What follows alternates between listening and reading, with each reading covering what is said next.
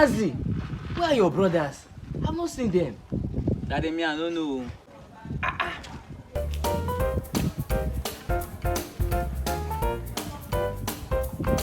So since morning, you have not seen your brothers? I've not seen them.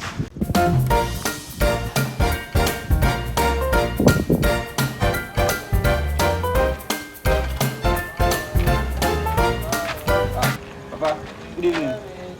Where have you been? I've been with my friend on the backyard. Oh, yeah, sit down here. You, where's your brother Ezekiel? Papa, me, I don't know. I don't know where he is.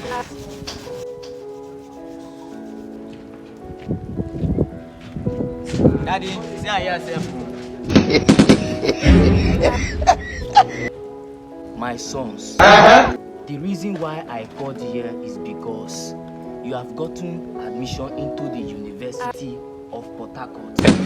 So you are no longer little children again. So I want you to go there, study very well, read your book, and learn very well.